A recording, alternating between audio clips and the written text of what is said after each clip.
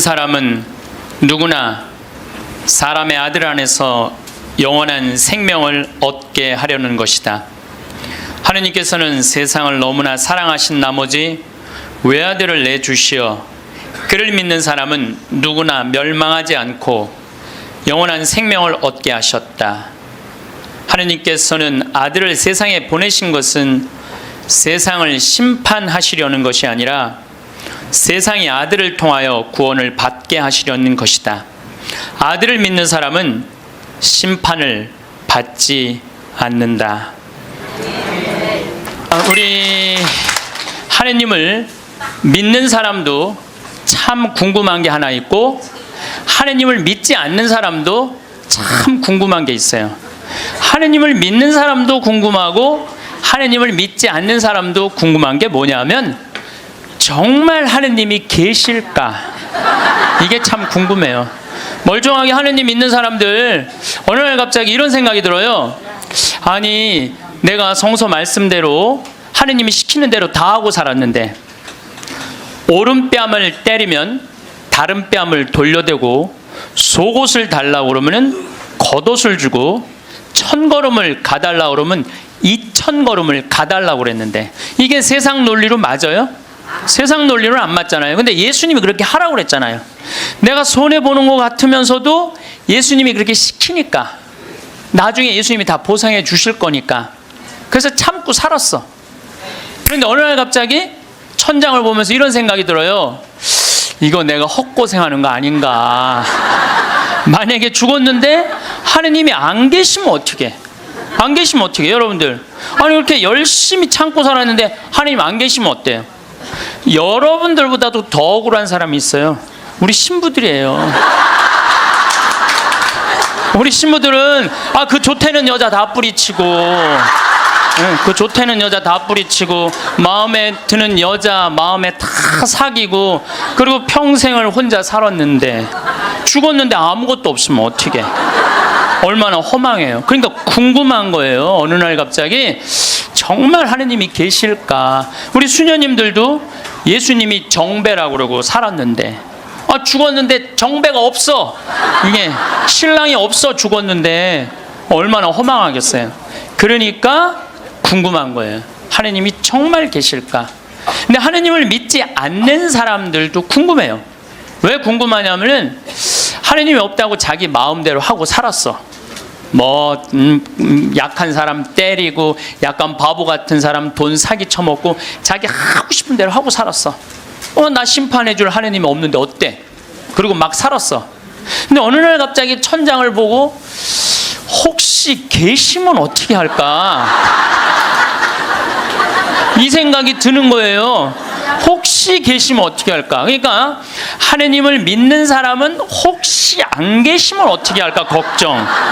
하느님을 안 믿는 사람들은 혹시 계시면 어떻게 할까 걱정. 그래서 하느님의 존재가 궁금한 거예요. 하느님의 존재가 궁금한 이유 중에 하나는 하느님이 계시다면 착한 일을 한 사람은 상을 주고 악한 일을 한 사람은 벌을 주잖아요. 하느님이 계시다면 그 사람들 벌 주는 지옥이 분명히 있을 건데, 하느님이 계시다면 너무 착하게 착하게 산 사람 하늘나라의 보상을 받아야 될 텐데, 그래서 천당 지옥이 궁금한 거예요. 세 번째로 궁금한 건 뭐가 세 번째로 궁금하냐면, 그렇다면 나는 천당 갈까 지옥 갈까? 이게 진짜 궁금해요. 여러분도 궁금하지 않아요? 저는 가끔 혼자 생각해요. 나는 과연 천당 갈까 지옥 갈까 연옥 갈까? 아슬아슬해요. 저는 이렇게 아슬아슬해요. 근데 만약에 죽었던 아버지가 땅에다가 묻어놓고 1년 있다가 무덤을 탁 열고 툴툴 털고 오셔서, 야, 내가 죽어봤더니 천국 있더라. 가보니까 너무 좋더라. 꽃도 아름답고 정원도 아름답고 향기도 좋고 음악도 아름답고 그냥 사람들도 착한 사람들 모여 사니까 너무너무 행복하더라. 이렇게 말해주면 얼마나 좋겠어요. 죽은 아버지가 1년 만에 살아 돌아와갖고 야, 연옥은 그 훈련 받는 데는데 보통 쉽지가 않더라. 훈련 받는데 보니까 너무 힘들고 고통스럽더라. 지옥은 갈 데가 못 되더라. 이렇게 얘기해 주면은 얼마나 좋겠어요. 죽은 아버지가 살아 돌아와갖고, 야, 그 착한 일 열심히 하고 어려운 사람 열심히 도와주고 성당 일 열심히 한 큰아버지는 천국에 지금 있더라. 너무 행복하게 있더라. 성당 나갔다 안 나갔다 한 작은 아버지, 그 작은 아버지 있잖아. 성당 나갔다 안 나갔다, 어떤 땐 착하게 살았다, 어떤 땐 이상하게 살았던 작은 아버지는 연옥에서 지금 고생하고 있더라. 훈련 받고 있더라. 돈만 알고 성당 하느님이 어디 있느냐 그러는데 막내 고모 있잖아. 지옥에서 죽살나게 고생하고 있더라. 이렇게 얘기해 주면 얼마나 좋아요. 근데 죽은 아버지는 한번 땅에다가 묻어놓으면은 다시는 와서 얘기해 주는 법이 없어. 너무 답답한 거예요. 저는 이랬으면 좋겠어요. 사람이 죽으면은 영혼이 올라가잖아요. 영혼이 혼이 올라가잖아요. 그러면은 운전면허 시험 볼 때 이렇게 합격하면 파란불 딱 뜨고 불합격하면 빨간불 딱 뜨듯이, 죽을 때 혼 올라갈 때 천당 그럼 파란불 쫙 올라가고, 연옥 그러면 노란불 쫙 올라가고, 지옥 그럼 빨간불 쫙 올라가면은 내가 천당 가실 줄 알았어. 그리고 빨간불 올라가는 영혼은 지옥 갈 줄 알았어. 이렇게 얘기하면은 얼마나 속 시원하겠어요. 근데 죽은 이유는 아무도 모르는 거예요. 그런데 미국 사람들은 자기네들이 죽어서 천국 간다고 믿는 비율이 80%가 넘어요. 그러니까 이 사람들은 딱 죽으면은 느낌이 파란불이 되게 떠서 가는 거야. 파란불이 80%니까.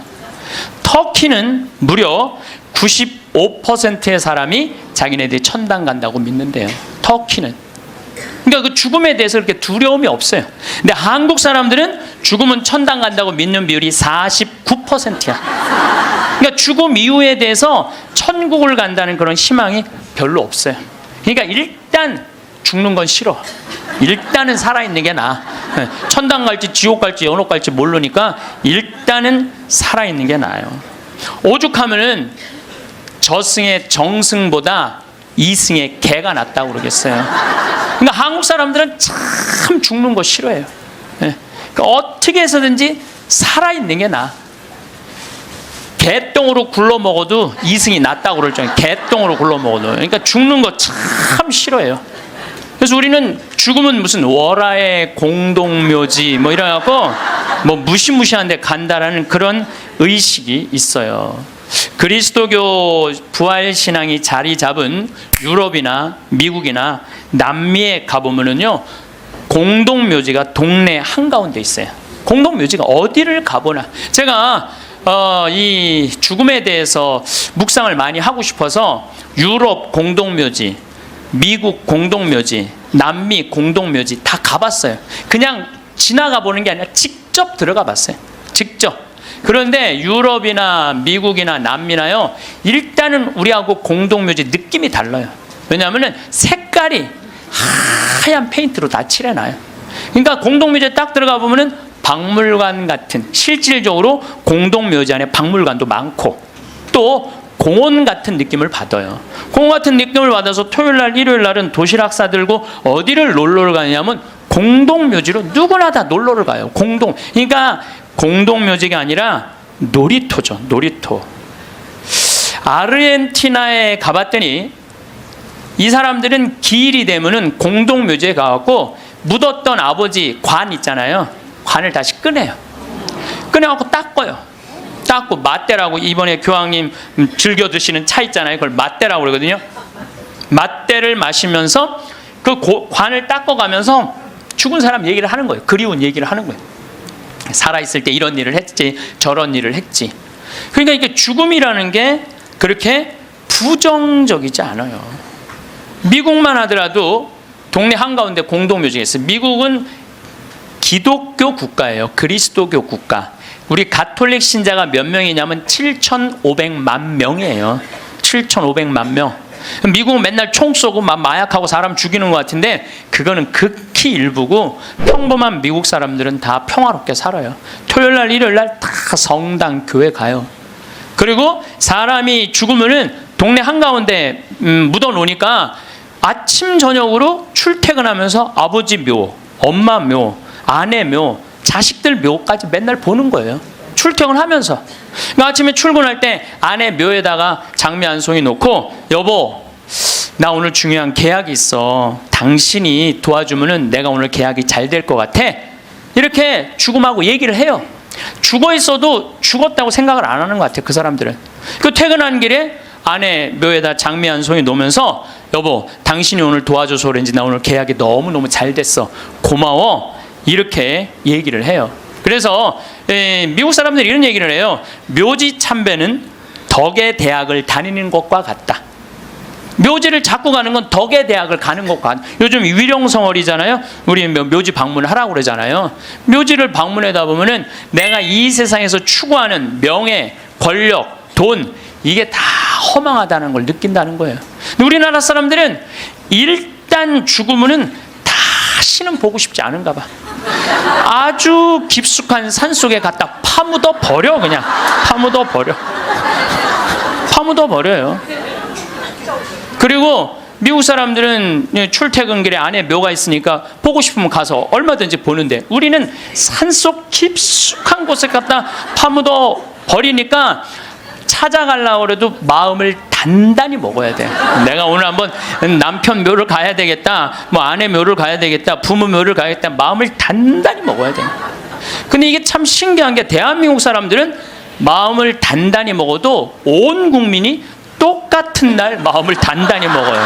이상해. 죽는 날은 다른데 어떻게 보러 가는 날은 다 똑같아? 너무 신기해요. 똑같은 날 마음을 단단히 먹는 거야.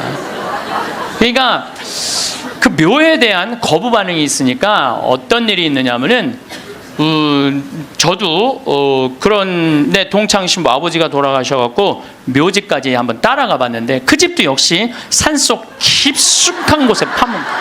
그런데 동네 한가운데 장의차 진입 금지, 동네에 이렇게 써 있더라고요.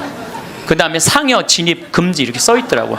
그래서 그 동네 입구에서 아버지 관을 내려갖고 우리가 메고 들로 산으로, 그 산으로 모시고 갔던 적이 있어요. 그러니까 이 뉴욕에 가다 보면은 맨하탄하고 퀸즈라는 동네가 있어요. 강남하고 강북하고 똑같아요. 맨하탄은 강남, 퀸즈는 강북, 이런 식이에요. 그런데 퀸즈에서 맨하탄으로 들어가다 보면 엄청나게 큰 공동묘지가 있어요. 하루에 그러니까 수백만 명이 그 공동묘지를 보면서 맨하탄으로 출퇴근을 해요. 그래도 이 사람들은 생전 그 묘에 대해서 이전해라 이런 거 하나 없어요. 근데 만약에 우리나라가 강북하고 강남 사이에 잠실에다가 공동묘지를 한번 딱 세운다 그러면 우리 어떻게 할 것 같아요? 그렇죠. 난리가 나죠. 띠 두르고 뭐라 그래요?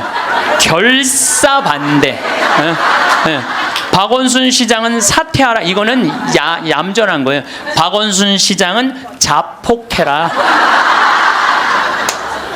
여러분들, 우리가요, 우리나라 사람들이요, 의외로 죽음의 문화에 대해서 굉장히 부정적이에요. 그러니까 죽음을 받아들이지 않아요. 끝까지 받아들이지 않아요.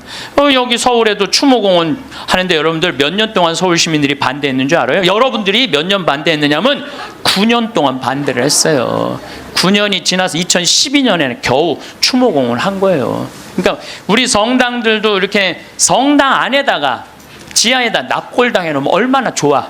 미사 참여 와갖고 엄마 보고 싶으면 지하에 내려가갖고 아니 엄마 보고 기도하고 이야기하고 얼마나 좋아요. 그런데 그냥 여기 흑석동 성당도 그 납골당한다고 얼마나 주민들이 반대했어요. 여기 한국 사람들은 죽는 거 진짜 싫어해요. 죽는 거. 일단은 살아있는 게 나은 거야. 일단은 수단과 방법을 가리지 않고 살아있는 게 나은 거야. 그런데 한국 사람들은 죽는 거를 하느님을 믿는 사람도 싫어하고 하느님을 믿지 않는 사람도 싫어해요. 하느님을 믿지 않는 사람은 죽는 거 싫어할 이유가 뭐가 있어? 아까도 말씀드렸지만 나 심판할 하느님이 없는데, 나 심판할 하느님이 없는데 죽으면 얼마나 속편해요.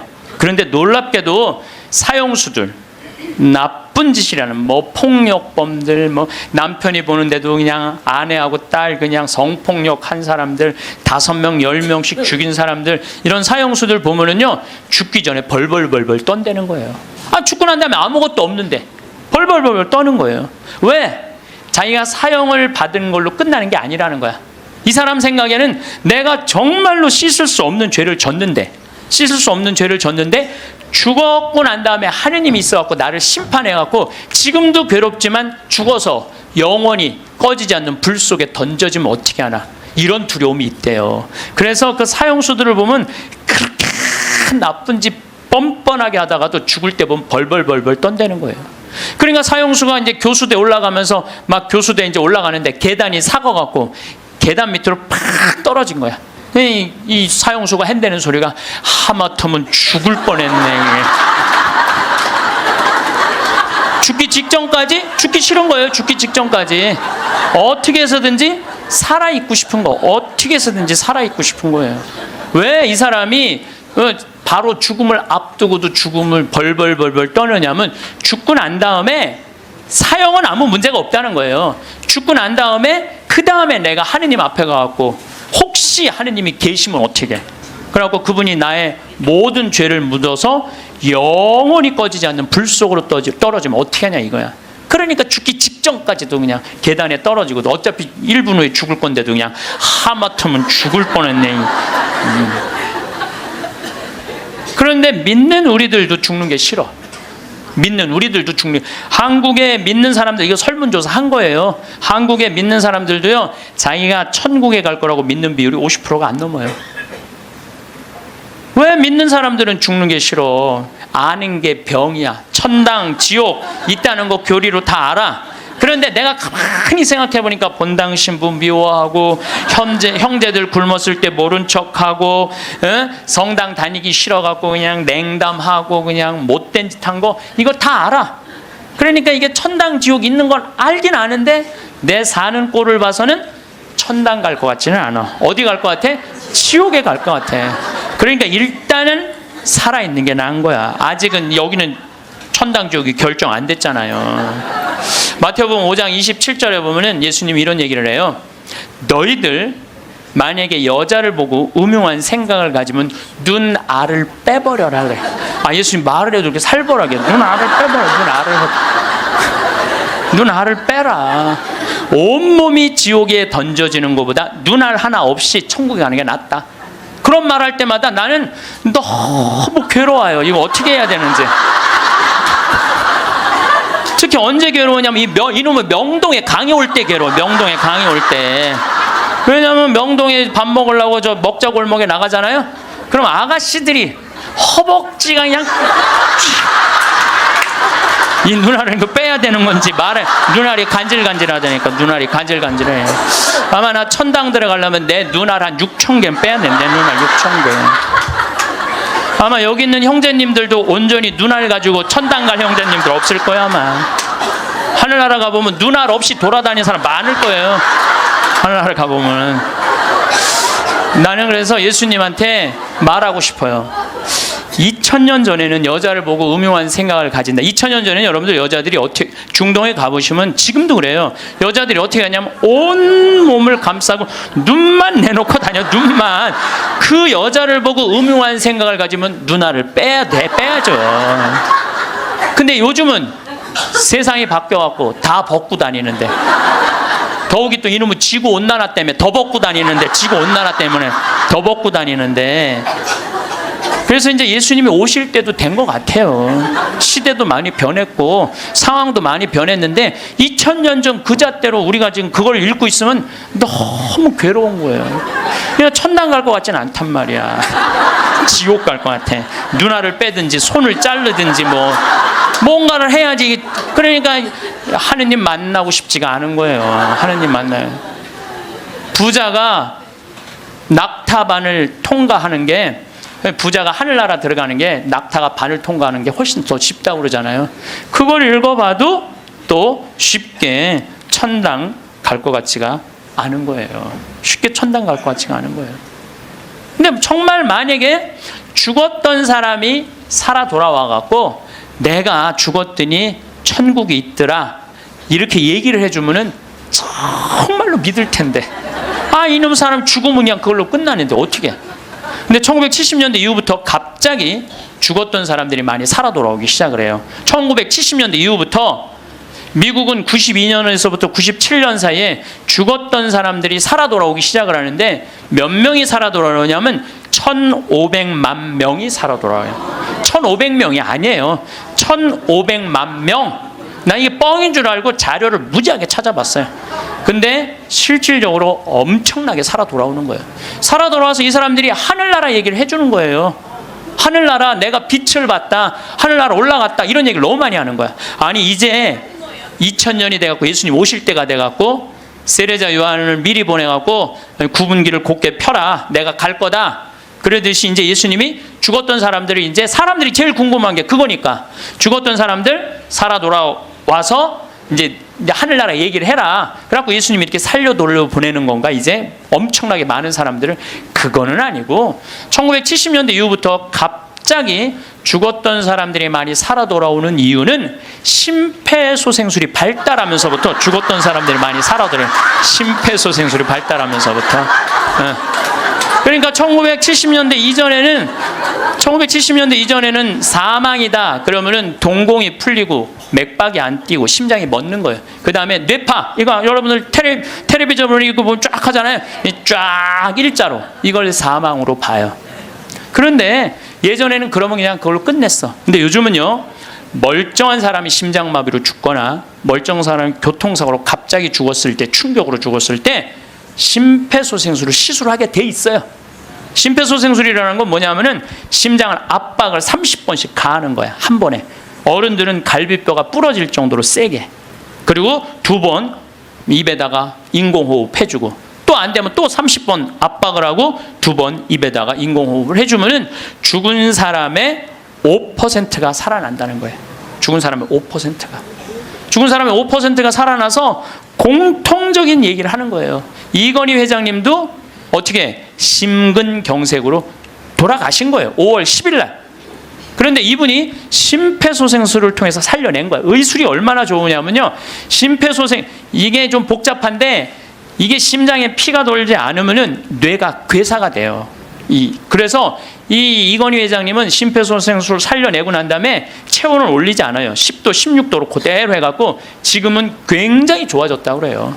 그러니까 이제는 죽은 사람도 살려내는 시대가 되는 거예요. 죽은 사람도 살려내는 시대가 됐어요. 근데 이 죽었다가 살아 돌아온 사람들이 공통적인 얘기를 하는 거예요. 거의 공통적인 얘기가 있어. 자기가 처음에 죽으면은 몸에서 영혼이 빠져나간다는 거예요. 그리고 이렇게 영혼을, 자기 죽은 육신을 봐도 하나도 안 슬프대는 거예요. 죽은 육신을 봐도. 그러니까 죽은 영혼들은 안 슬프대요.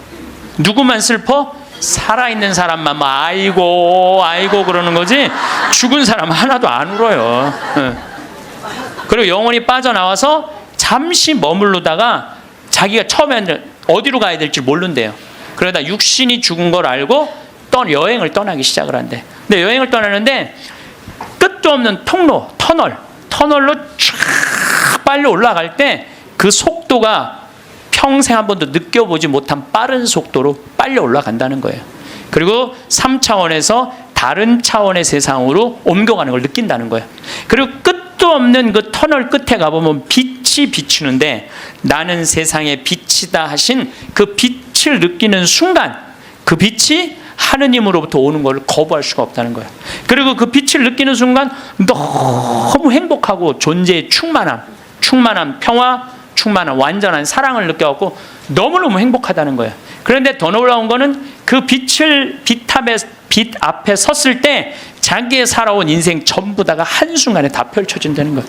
한순간에 다 펼쳐져서 자기 지은 죄가 너무 크면은 그 앞에 너무 부끄러워서 서질 못한다는 거예요. 예수님이 뭐라고 그랬어요? 너희들 하느님이 심판하는 게 아니다. 너희들이 저지른 죄가, 그 죄가 너희를 심판할 것이다. 그랬잖아요. 하느님은 심판하시는 분이 아니에요. 하느님은. 그러니까 너무 부끄러우면 그 빛 앞에 나서질 못한다는 거예요. 그리고 또 이제 그곳에 간 사람들이 느끼는 게 뭐냐면, 죽은 형제, 친척들이 이 다볼산에서 예수님이 거룩한 변모할 때 얼굴은 해와 같이 빛나고 몸은 어떤 마전장에도 만들 수 없을 만큼 빛났다 하듯이 그렇게 빛나는 형제 친척들이 있다는 거예요. 그리고 그냥 아름다운 정원, 아름다운 꽃, 너무 아름다운 나무, 아름다운 음악, 이런 걸 공통적으로 보는 거예요. 1500만 명 중에서 이게 또 죽은 사람들 중에서 다 하늘나라를 경험하는 게 아니에요. 그 중에서도 10%에서 15%만 경험을 하는 거예요. 나머지는 의식이 없고 10% 내지 15%만 죽음 이후의 세계를 경험하고 돌아오는 거예요. 근데 그 사람들이 자기네들이 거기 갖고 대개는 오고 싶지 않대요. 하늘나라 간 사람 특징이 뭐냐면은 오고 싶지 않은 거야. 왜? 거기 너무 좋아서. 그런데 아직은 네 때가 되지 않았다. 네 때가 되지 않았기 때문에 넌 다시 가야 된다. 난 가기 싫다. 가야 된다. 이렇게 실갱이를 하다가 되게 돌아온다는 거예요. 돌아와서 이 세상에 딱 보면은 사람의 모습이 바뀐다는 거예요. 삶이 하늘나라를 보면은. 저는 최초의 심폐소생술자는 예수님이라는 생각을 해요. 여러분들 회당장 야이로의 딸 죽었을 때 예수님 살려냈죠? 예.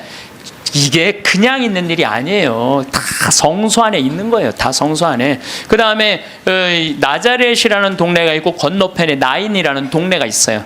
그 나인의 과부의 아들이 죽어요.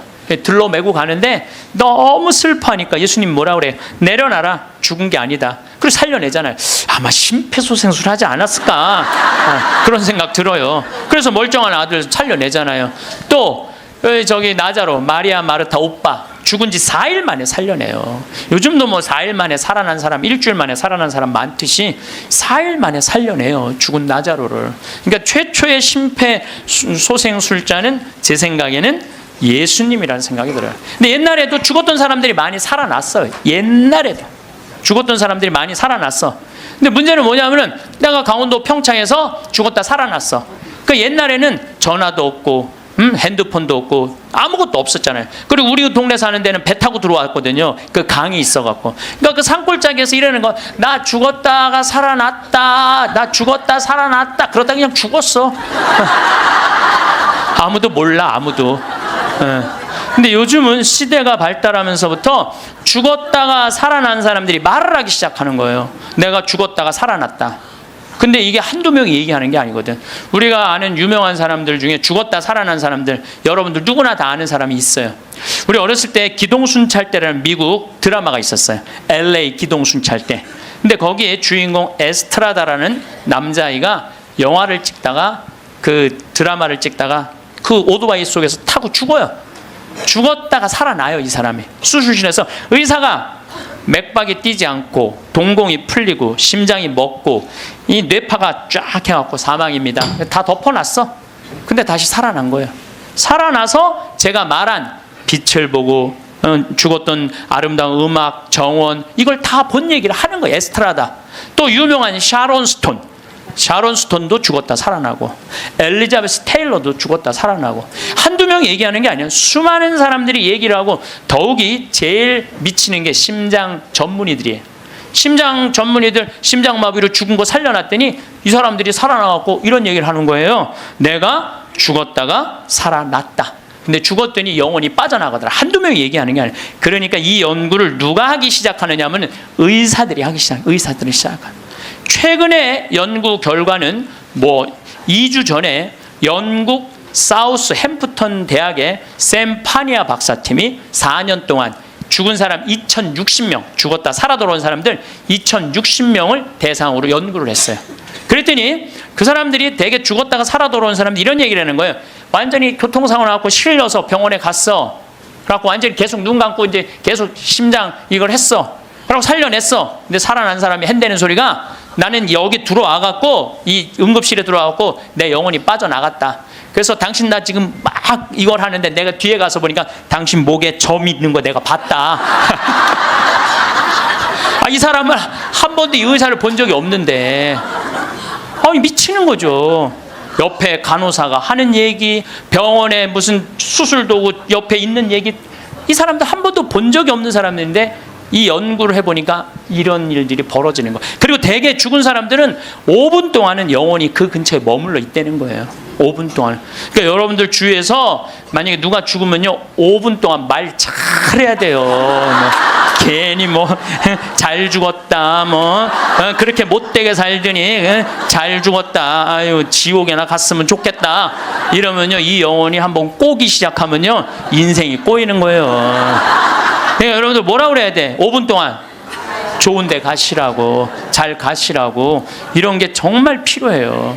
말 잘해야 돼요. 말 잘해야 돼요. 고든 알렌이라고 미국의 백만장자 금융업을 하는 사람이 있었어요. 근데 이 사람은 이 폐 질환으로 죽었어요. 죽었는데 하늘나라 올라갔는데 그 빛을 느끼는 순간 너무 불같이 뜨거운 감동을 느낀 거야. 여러분들 그 기도 열심히 할 때 하느님이 막 느껴질 때 막 온몸이 뜨겁고 뭐 불 같은 느낌 들 때 있지 않으세요? 그런 느낌 드시는 분들 계시죠? 저는 나도 그런 느낌을 받았는데 내가 제일 열심히 했을 때가 중학교 때였어. 중학교 때. 내 인생에 가장 열심히 했을 때 중학교 때. 지금 그 정도 열심히 했으면 아마 나 성인 됐을 거예요. 근데 제가 그때 기도 열심히 할 때 성당에 앉아갖고 하느님을 느끼는 느낌을 참 많이 받았어요. 하느님하고 일치되는 거. 그런데 너무 행복해갖고 시계를 보면요 나는 10분 지났다고 봤는데 4시간씩 성당에 앉아있을 때가 많았어요. 그러니까 하느님 안에 머무를 때는 시간 가는 줄 모르는 거죠. 그 이후로는 거의 느낀 적이 없어요. 그 이후로는 그 이후로는 근데 어쨌든 이 고든 알렌이라는 사람은 성당도 안 다니는 사람이고 하느님도 믿지 않는 사람인데 하늘나라 올라가서 그 빛을 느끼는 순간 이건 나는 세상의 빛이다. 요한복음 1장 1절에 나오는 말씀처럼 정말로 너무 행복했던 거야. 세상에 딱 돌아와갖고요 이 고든 알렌은 자기가 그 많은 돈 의미가 없다는 걸 느껴요. 그리고 친구한테 전화를 해요. 같이 금융업을 하는 친구한테 나 그만둘 거다. 그리고 차도 큰 거에서 작은 걸로 옮겨 타고 그 다음에 이 집도 큰 거에서 작은 걸로 옮겨가요. 그리고 그 잘 번들은 돈을 다 관두고 지금은 미니스터 목사님이 돼갖고 정말 어려운 사람들 컨설팅을 해줘요. 그러니까 되게 죽었다가 살아 돌아온 사람들 특징이 뭐냐면은 삶이 바뀌는 거야. 목사님이 된다든지 자선 사업을 한다든지 착해. 사람은 죽어봐야 철이 들어. 사람은 죽어봐야 철이 들어. 근데 이 죽을 수가 없으니 얼마나 이 답답한 노릇이에요. 앤더슨 시코리아라고 미국 뉴욕의 정형외과 의사예요. 심리학 박사고 대학 교수고. 이 사람은 94년도에 가족들이랑 야외에 나가다가 공중전화를 하다가 벼락에 맞아 죽어요. 벼락에 맞아. 미국은 벼락에 맞아 죽는 사람이 1년에 한 1000명 돼요. 1000명인데 그 중에 950명은 살아나고 50명은 그냥 죽는데요. 근데 이 의사가 딱 죽었는데 자기 육신이 팍 쓰러지더래. 근데 영혼이 딱 빠져나온 거죠. 영혼이 빠져나오고 자기 육신을 보고 있는데 하나도 안 슬프더래요. 내가 죽었네? 그냥 객관적으로 받아들이는 거지. 내 육신이 죽었네? 죽은 사람은 안 슬퍼요. 여러분들 우리가 착각하고 있는 거예요. 죽은 자의 장례는 죽은 자한테 맡기라고. 너무 죽은 것 때문에 슬퍼하지 말아라. 예수님이 그랬죠. 프랑스의 한 부인이 아들이 먼저 죽은 거야. 아들이 먼저 죽으니 얼마나 슬퍼요. 매일 울은 거야. 매일. 근데 하루는 환시에 젊은이들이 빛을 내고 하늘나라에서 예수님하고 행진을 하는데 자기 아들만 누더기같이 젖은 옷을 입고 그 끝에 한 걸음 한 걸음 힘겹게 걷더래요. 그래서 엄마가 물어봤대요. 얘야, 너는 왜 저 젊은이들은 저렇게 빛을 내고 아름답게 예수님하고 하늘나라에서 행진을 하는데 너는 왜 그렇게 힘들게 젖은 누더기 같은 옷을 입고 힘겹게 걷느냐? 그랬더니 아들이 하는 말이 어머니, 난 얼마든지 저들하고 같이 예수님하고 행복하게 행진을 할 수가 있다. 그런데 어머니의 눈물이 내 옷을 적셔서 내가 한 걸음도 나갈 수가 없다. 어머니의 눈물이. 여러분들 죽은 사람들 슬퍼한다고 그 사람들을 위로하는 게 아니에요. 그 여러분들의 눈물이 죽은 사람들을 붙잡을 수가 있는 거예요. 여러분들 이번에 세월호에서 죽은 아이들 천국 갔을 것 같아요? 안 갔을 것 같아요? 갔어요. 얘네들 다 천국 갔어. 왜? 아니 고등학교 2학년이 죄를 지면 얼마나 짓겠어요. 그리고 그렇지 않겠어요? 대한민국의 또 고등학교 2학년 애들은요, 죄질 시간도 없어요. 학원 다니느냐고. 죄질 시간이 어디 있어. 여러분 한번 생각을 해보세요. 여러분들 고등학교 2학년 때 지은 죄랑 요즘 나이 먹어갖고 지은 죄랑 한번 비교 한번 해보세요. 그럼 여러분들도 고등학교 2학년 때 죽었으면 천국 갔을 것 같아요? 안 갔을 것 같아요? 여러분들 다 갔어요. 요즘 죽으면 어때요? 요즘 죽으면 진감인가 하죠. 갈지 안 갈지. 어쨌거나 이거는 확실해. 여러분들도 고등학교 2학년 때 죽었으면 천국 갔어요. 분명히. 그러니까 얘네들 다 천국 갔어요. 그러면은 얘네들 떠난 지가 200일이 넘어요. 오늘 아마 207, 8일 정도 될 거예요. 그러면요 100일 탈상도 해요. 100일이면 다 떠나 보내요. 그럼 이 배가 침몰됐을 때 나는 그렇게 생각해. 이 선주, 이 배 주주, 이 세월호의 주인은요, 자기가 애들 배 가라앉았을 때 쫓아갔어야 돼요. 쫓아가갖고 자기가 책임자면 수습을 해야 돼요. 수습을 하고 최고 좋은 잠수사들 돼서 애들 건질 수 있을 때까지 최대한 빨리 건졌어야 돼. 그리고 자기 있는 재산 다 정리해서 그 자식들 죽으면 여러분들 일이 손에 잡힐 것 같아요? 그거는 잡힐 수가 없어요. 지금 안산에 그 자식 죽은 부모님들 일 안 한다고 뭐 누가 뭐라 그러는데 아마 자기 자식 한번 죽어봐. 생떼 같은 자식.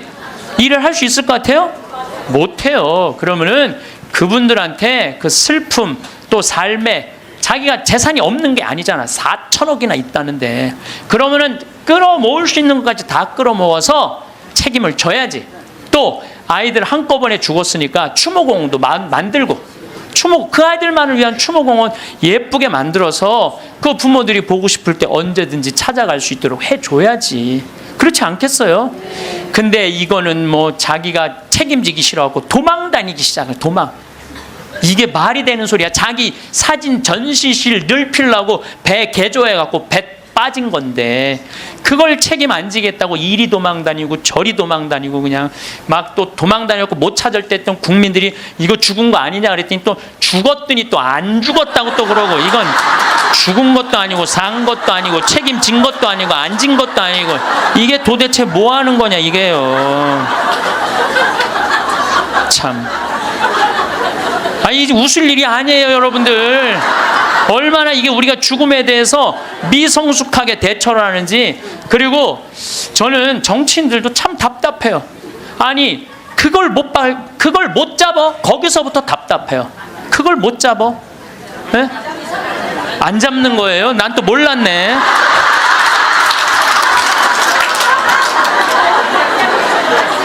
아니 애들한테 한을 심어주지 말으려면 부모한테 한을 심어주지 말으려면 빨리 밝혀야지. 책임질 사람 다 책임지고 200일이 지나서 겨우 협상법 타결했다고 그러고 100일이면 탈상을 한다는데 참 너무너무 저는 가슴이 너무 아파요. 내 동창 신부가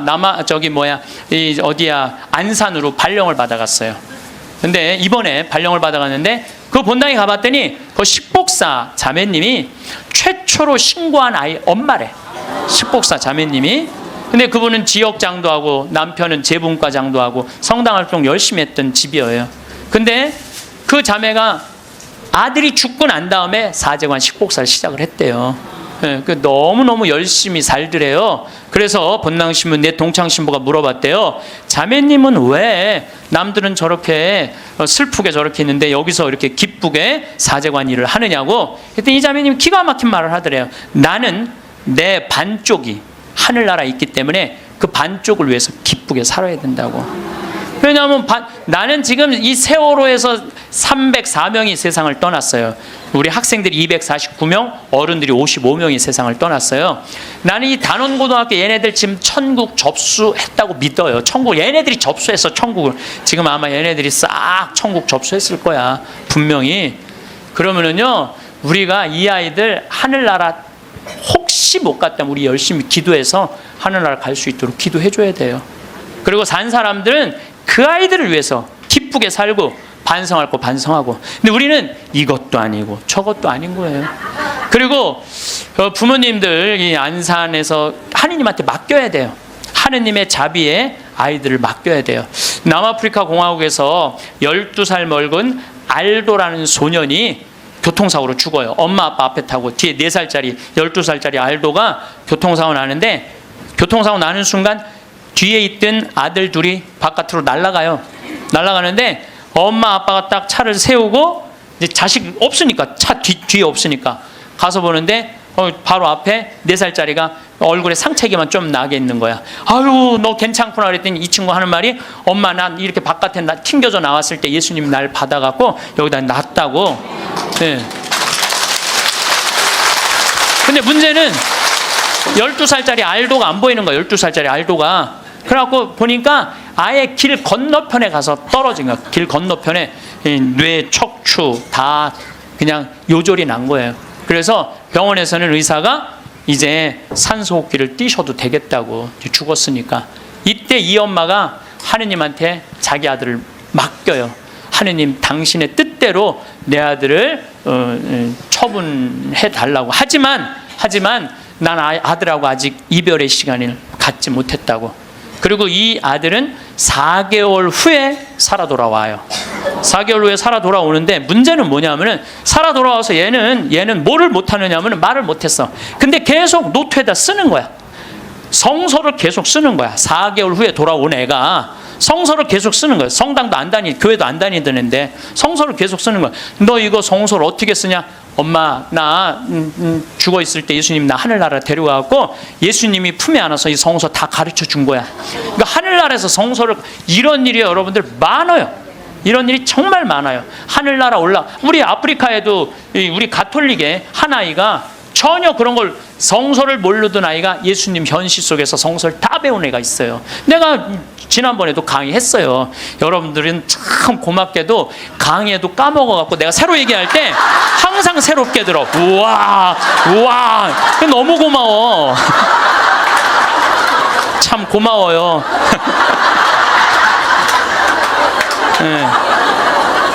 네, 지난번 강의 때도 내가 얘기했거든요. 아프리카에 언어도 이 아이는 예수님이 다 가르쳐줘서 언어도 다른 나라 언어 다 했다고 내가 얘기를 했어요. 예, 예, 말라위 거기. 예. 어쨌거나 얘는 하늘나라에서 예수님이 가르쳐준 거야. 성서를 너무너무 잘 쓰는 거야. 그런데 얘가 기가 막힌 글을 하나 쓰는 거예요. 어떤 글을 쓰느냐면은, 엄마, 드웨인이라는 아이랑 안톤이라는 아이 주소를 적어줘요. 그리고 그 엄마한테 이 편지를 좀 띄워줘. 주소를 써갖고. 어떤 내용이냐면, 드웨인하고 안톤은 하늘나라에서 너무너무 행복하게 잘 지내고 있는데, 하늘나라에서 보니까 엄마들이 맨날 우는 거야. 엄마들이 이미 자기 자식은 하늘나라에서 행복하게 지내고 있는데 엄마들이 울고 있는 거야. 그래서 엄마, 예수님이 너무 슬프대.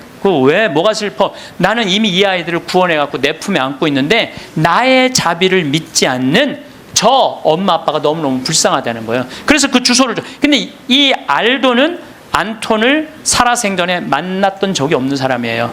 드웨인도 살아생전에 만났던 적이 없는 사람이야. 그리고 얘가 그 주소를 알 수가 없는 애야. 교통사고 나고 4개월 동안 혼수 상태에 있던 아이인데. 그래서 엄마는 처음에 장난인 줄 알았대. 근데 그걸 편지를 보냈는데 정확하게 드웨인 집과 안톤 집에 편지가 도착을 하고 실질적으로 그 아이들은 그렇게 죽었다는 거예요. 이게 우리가 하느님한테 맡겨야 돼. 하느님한테 맡겨야 돼. 얘네들 외롭지 않아요. 나는 이번에 세월호에서 4월 16일 날 세상 떠난 이 아이들 이미 천국에 단체 입장했다고 생각을 해요. 그래서 여러분들 얘네들 위해서 기도 열심히 해주시고 천국 갔다고 믿어야 돼. 죽는 걸로 그러니까 죽은 사람들은 슬프지 않다니까요. 예. 여러분들 우리들이 죽는 걸로 끝나는 게 아니에요. 죽는 걸로 끝나는 게, 더욱이 우리 그리스도인들한테는 죽음이 죽음이에요. 새로운 삶으로 옮아가는 새로운 여정일 뿐이에요. 그래서 나는 이번에 세월호에서 죽은 아이들, 물론 우리 어른들 책임이지, 불쌍하지. 그렇지만 계속 슬퍼할 수만 있는 일은 아니라는 거예요. 제가 마지막 기도로 아주 좋은 시가 있어서 그날이라는 시를 이번에 세월호를 통해서 시인이 썼는데 너무 잘 표현을 해서 이 그날이라는 시를 읽어드리도록 하겠습니다. 성부와 성자와 성령의 이름으로 아멘. 그 어두운 시나리오는 이미 만들어져 있었다. 차곡차곡 쌓아온 모든 잘못된 관행들이 죽음의 냄새를 풍기며 찾아와 있었다. 하늘도 원치 않았던 일이었기에, 바다보다 더 푸른 너희들이 었기에 황망한 미안함의 파도도 몸을 떤다. 세상이란 무대 위에 단 한 번 서보지도 못하고 이슬처럼 사라져간 아름다운 이름들, 생때 같은 자식을 먼저 보낸 부모들 껍질만 남아 몸부림친다. 어이할거나 그날 그 시각 그 자리에 있은 것이 잘못이었다. 캄캄한 바다에선 얼마나 추웠더냐. 가라앉는 배 안에서 얼마나 무서웠더냐. 4월은 기어이 잔인하고 말았구나. 커다란 슬픔의 덩어리 삼킨 이 땅의 선한 백성들, 분노와 미안함으로 침몰하고 있다. 기다리라는 말 아직도 믿고 있니? 이제는 훨훨 날아가거라. 사랑하는 친구들과 함께. 밤 하늘은 별이 된 너희들로 더욱 눈부시겠구나. 주님, 세월호에서 희생된 영혼들이 영원한 안식을 얻게 하소서. 아멘. 성부와 성자와 성령의 이름으로 아멘. 감사합니다. 여성이 깨어나야 정말로 우리 사회가 건강해지고, 우리 나라도 건강해지고, 가정도 건강해지고, 교회도 건강해집니다. 근데 여성들이 깨닫지 못하는 게 있어요. 지금 내 자식을 잘 키우면 늙어서 호강할 거라는 무의식 속에 착각이 있습니다.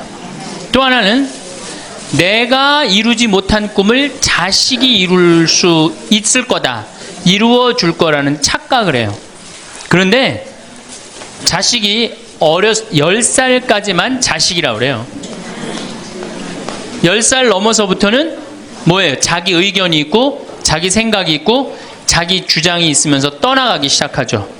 떠나가고 계속 떠나가는 거예요. 끝까지. 나이를 먹으면 먹을수록 가까워지는 게 아니라 어떻게 돼요? 나이를 먹으면 먹을수록 점점 멀어지는 게 자식입니다. 그러니까 21세기에 이 노인의 시대가 이제 도래를 했습니다. 불란서는 120년 만에 고령화 사회로 진입을 합니다. 근데 우리나라는 26년 만에 진입을 해버려요. 무슨 얘기냐? 지금 50, 60, 70대 되신 분들 이제 안 죽고 그대로 가는 거예요. 네. 그냥 불란서는 120년 동안 고령화 사회가 되면서 조금 죽었다가 보충되고 죽었다 보충되면서 조금씩 늘어났는데, 우리는 그대로 이제 안 죽으면서 그대로 다 같이 가는 거예요. 이게 큰일이죠. 그럼 왜 안 죽느냐? 칫솔하고 페니실린 때문에 안 죽는다고 그래요. 칫솔. 이 칫솔이 나오기 전에는 이들이 다 상하니까 먹지 못하니까 빨리 죽잖아요. 근데 지금은 칫솔이 있어갖고 보통 60, 65살까지 가고, 그 다음엔 또 이제 해 느니까. 그러니까 안 죽는 거예요. 영양 잘 공급되겠다. 페니실린이 있어갖고 뭐 병 들면 금방 고치겠다. 그러니까 안 죽는 거예요. 얼마나 안 죽느냐? 지금부터 제가 하는 얘기를 잘 들으시기 바랍니다. 제가 경기도 광주 능평 성당에 본당 신부로 있을 때 87살 먹은 루시아 할머니가 있었어요. 근데 이 할머니가 6.25 때 남으로 넘어왔어요. 근데 6.25 때 남편이 세상을 떠났어요. 그리고 아들 둘을 서울대 고대 상경대학을 졸업을 시켰어요. 혼자서 이렇게 아들들을 둘 다 은행장을 하고 있고, 얼마나 할머니가 출세를 했어요. 그런데 이 할머니하고 아들 출세한 건 전혀 상관없어요. 이 할머니가 77부터 방에 들어누웠어요. 그러니까 10년 동안 방에 들어놓으면 무슨 생각밖에 안 들어요? 외롭고 정말로 아침부터 밤중까지 가만히 들어놓여 있는데 무슨 삶의 낙이 있겠어요? 내가 봉성체를 가면 할머니가 항상 제 손을 붙잡고, 신부님 왜 레지오단원들이 방문도 안 오느냐고, 북에서 넘어왔으니 친척이 있어요. 누가 있어요? 아무도 없는데 레지오 단원들이 활동으로 방문을 해야 되는데 왜 이 성당은 방문도 안 하느냐고. 그래서 우리가 신설 성당이라 그런 게 없어서 그렇다고 할머니. 그러면서 할머니가 내 손을 꼭 잡고 뭐라고 그러냐면 신부님은 하느님하고 잘 통하지 않으냐. 하느님하고 잘 통하니까 나 좀 빨리 데려가게 기도 좀 해줘라 하느님한테. 하느님 뭐 하시는 거냐. 나 좀 데려가지. 살 만큼 살았는데. 그러면 내가 이제 할머니 손을 꼭 붙잡고 뭐라고 그러냐면 할머니 걱정하지 마세요. 내가 성당 가서 어떻게 좀 해볼 테니까 걱정하지 마세요. 제가 그렇게 이제 할머니하고 공동체를 한 6개월 동안 했는데 6개월 만에 아들이 밤에 전화가 왔어요. 신부님 우리 어머니 돌아가실 것 같다는 거예요. 왜 그러냐 그러니까 화장실에서 넘어져갖고 갈비뼈 2대가 부러진 거예요. 근데 이 할머니가 87인데 몸이 말랐어요. 갈비뼈 2대 부러지면은 그 나이에 똑 부러졌다고 그러는데 거의 즉사예요. 80 넘어갖고 뼈 부러지면 뼈가 안 붙어서 죽는 경우가 되게 많거든요. 그래서 내가 이제 병자 가방을 들고 쫓아갔어요. 할머니한테. 이랬더니 할머니가 막 숨을 몰아 쉬더라고요. 그래도 제가 보좌 신부를 16,000명, 13,000명 이런데 보좌 신부도 하고 본당 신부도 한 4,000명, 5,000명 해갖고 또 병자 성사를 많이 해갖고 딱 보면 알아요. 3개월 갈 거다. 한 달 갈 거다. 그래서 내가 아들한테 그래요. 한 3개월 갈 것 같으니까 3개월 정도 준비하라. 그럼 3개월에 어김없이 딱 가는 거예요. 근데 그 할머니를 딱 보는데 그날을 못 넘기겠더라고요. 그래서 이제 할머니 손을 붙잡고 할머니 나하고 오늘 못 넘길 것 같으니까 나하고 총 고해성사 하자. 할머니 하느님이 열심히 믿었고 좀 아들들 훌륭하게 잘 키웠고 매일 그렇게 묵주기도 했으니까 내 생각에는 할머니 직천당이다. 오늘 돌아가시면 바로 오늘 하늘나라 올라가시는데 가면은 요셉 성인도 보고 베드로 성인도 보고 싶은 남편도 보고 성모님도 보고 예수님도 보고 내 안부도 전해줘라. 바로 가니까. 네. 할머니는 내 손을 꼭 붙잡고 뭐라 그러냐. 신부님 그동안 너무 고마웠다는 거예요. 올 때마다 사탕도 갖고 오고 선물도 갖고 오고 내 얘기도 들어주고 그래도 외롭지 않게 신부님 왔을 땐 행복했다는 거예요. 그래서 이제 내가 할머니 손을 잡고 할머니 장례미사 내가 잘해줄 테니까 강론도 잘하고 걱정하지 말아라. 하여튼 직천당 가서 이제 안부도 전해주고 내가 강론 잘해줄 테니까 걱정하지 말고 잘 가셔라. 할머니는 그동안 너무너무 고마웠다. 그러면서 이제 서로 손을 꼭 잡고 죽기로 이제 합의를 이제 봤어요. 이제.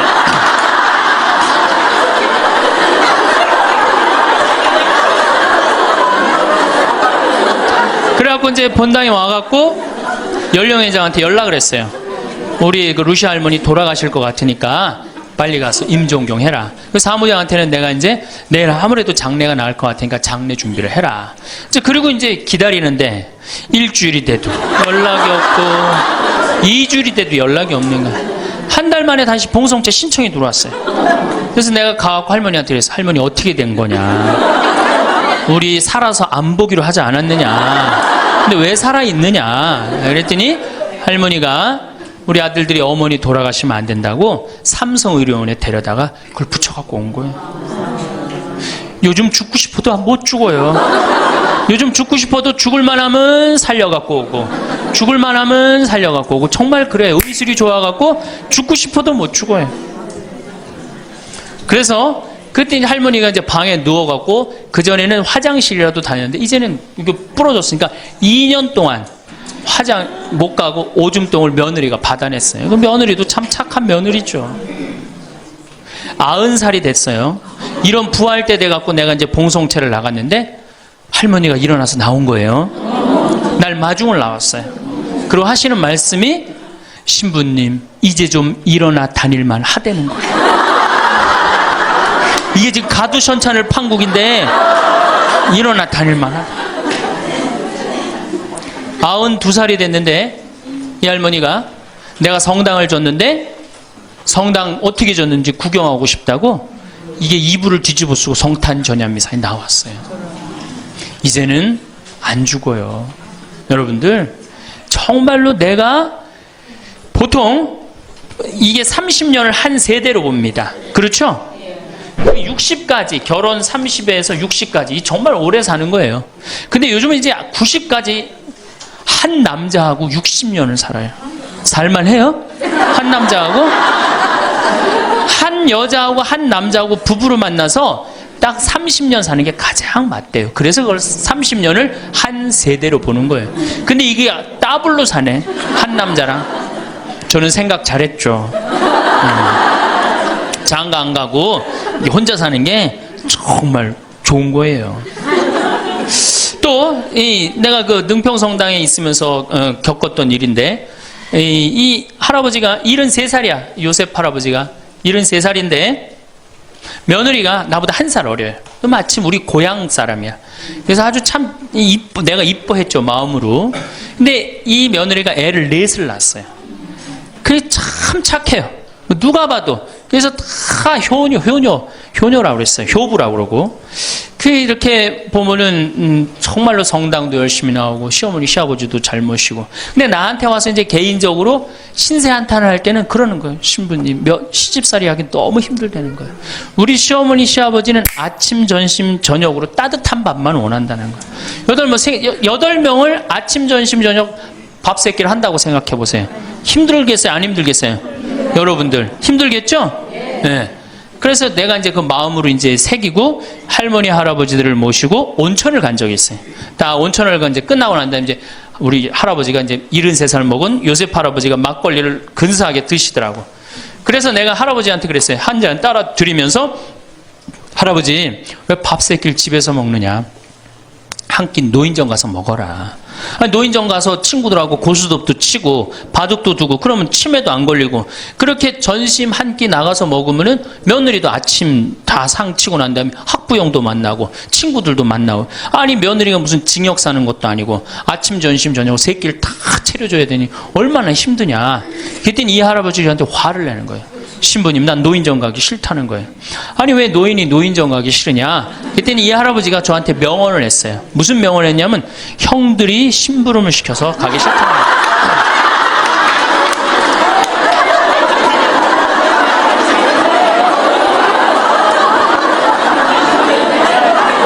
아니 무슨 73세 형들이 심부름을 시키냐. 그랬더니 신부님 모르는 소리 하지 마세요. 자기가 딱 나타나면은 술 받아와라, 라면 끓여라, 그런다는 거예요. 그래서 노인정 가기 싫다는 거예요. 제가 그때 너무 충격을 받아갖고 벌써 5년 전 얘기예요. 수원에 있는 아버지한테 가서 물어봤어요. 아버지 노인정 가세요. 그때 아버님이 73이셨어요. 아버님 노인정 가세요 안 가세요? 그랬더니 안 간다고 화를 내시더라고. 아니 왜 노인정, 집에는 우리 어머니 아버지만 살고 자식들은 한 1km 반경에 떨어져서 살거든요. 왜 안 가시냐고 그랬더니 우리 아버님 하시는 말씀이, 형들이 청소시켜서 가기 싫어.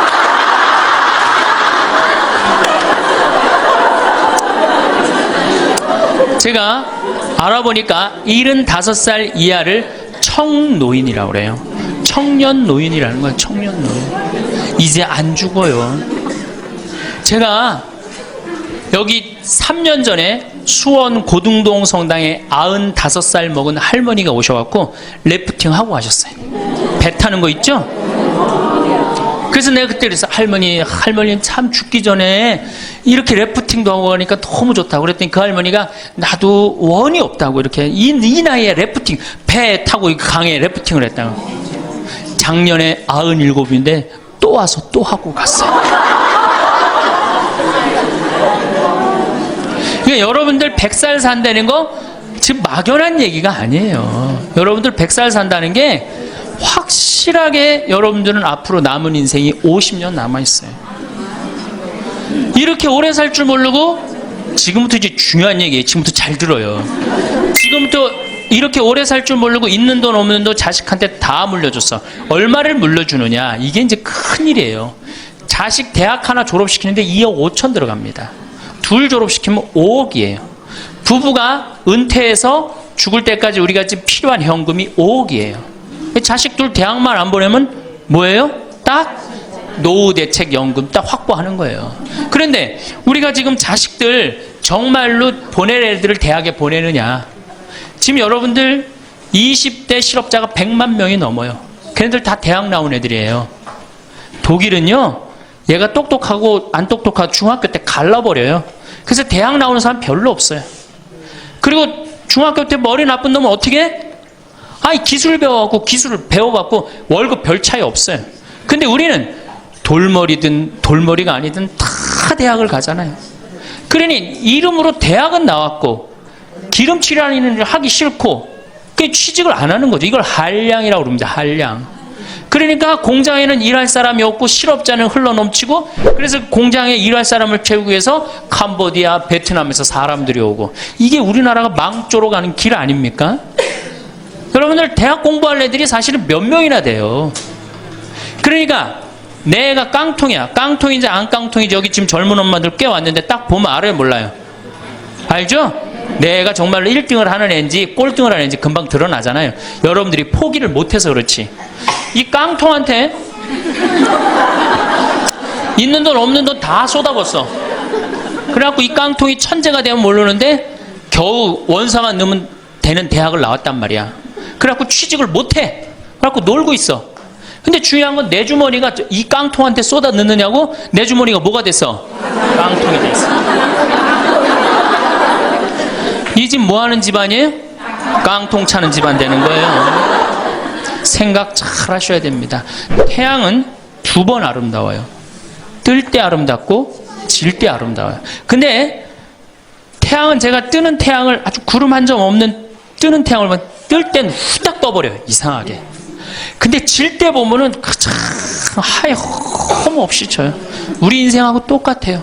우리도 태어날 때 귀한 대접을 받고 죽을 때 귀한 대접을 받아야 돼. 근데 태어날 때는 후딱 뜨는데 이게 죽을 땐 60부터 죽지도 않으면서 하염없이 진단 말이에요. 그러니 여러분들 이렇게 돈도 안 모아놓고 죽지도 않고, 이 문제 심각하지 않아요?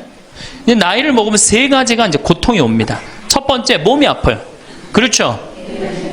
60년, 70년 썼으면은 눈도 안 보이고 귀도 안 들리고 허리도 아프고, 그렇죠? 네, 아픈 데 많아요. 그러니까 자꾸 짜증을 부립니다. 짜증을 자꾸 부리고 신경질을 자꾸 부려요. 그러니까 할머니들이 나이를 먹으면 먹을수록 도사가 돼야 되는데 나이를 먹으면 먹을수록 점점 애가 돼가는 거예요. 그러니까 손자 손녀들이 맨날 할머니 보고, 우리 할머니 맨날 신경질 부린다고. 생각해보세요. 머리 하얗지, 얼굴 쭈글쭈글해지, 이빨은 빠져갖고 여기도 쭈글쭈글해지.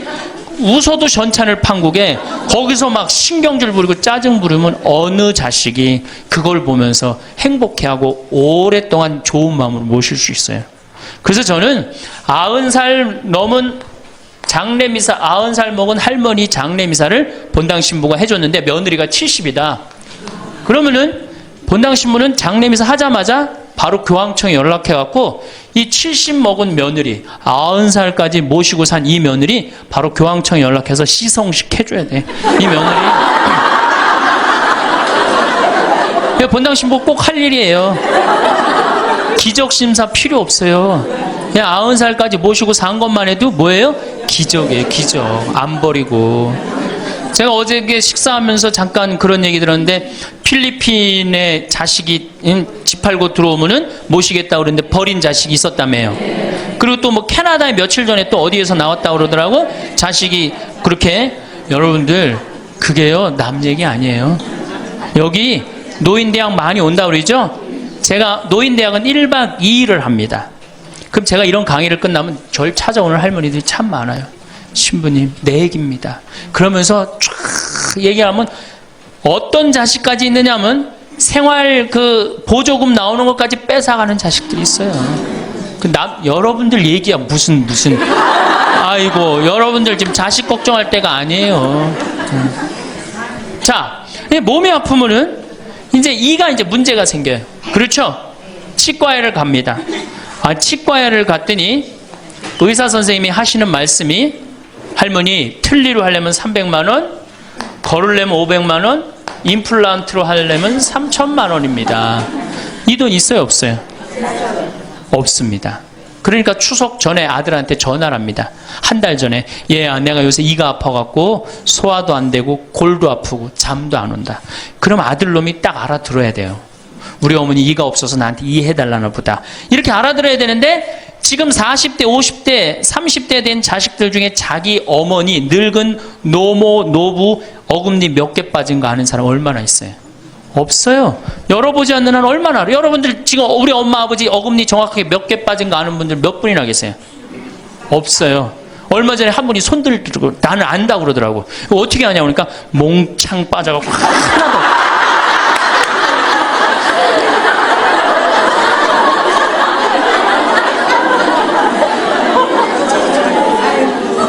그러지 않는 한 자기 부모님 어금니 몇 개 빠진 거 아는 사람 없어요. 제가 지금 강의를 한 10만 명 이상 했는데 정말로 아는 사람들 없어요. 그러니까 이 아들놈이 한다는 소리가 어머니 소금으로 양치하세요. 헬 이빨이 있어야지 소금으로 해든지 말든지 했지. 이 속으로 끓는 거죠.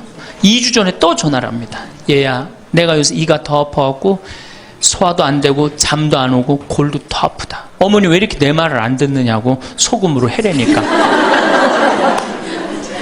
그리고 이제 아들이 추석날 와갖고 용돈을 주고 왔는데 딱 10만 원을 주고 갔다. 그러면은 이때부터 미치는 거예요.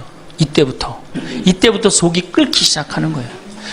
젊었을 때는 자식 키우는 재미로, 보는 재미로 그렇게 했는데 지금은 이제 내 몸 하나도 이제 건사하기 힘들고 죽지도 않으니까 막 속이 막 미치는 거예요.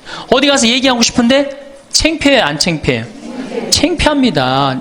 그러니까 이제 누굴 찾아오냐면 이제 본당 신부를 찾아옵니다. 저를 이제 찾아오는 거죠.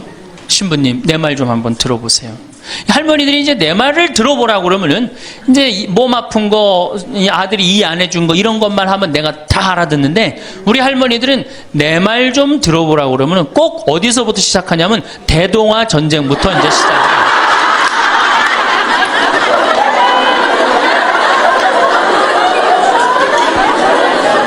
이래야지 이제 속이 풀리는 거예요. 내가 신부님 대동아 전쟁에 시집 와갖고 노숟가락 뺏긴 얘기, 시집살이 한 얘기, 정말 고생한 얘기. 그래서 신부님 이제 해방이 됐어요. 해방이 돼갖고 좀 살만한가 했더니 글쎄 6.25가 터지지 않았어요. 6.25 아직 이빨 얘기 나오려면 멀었어요. 이제 6.25 일사후퇴 얘기.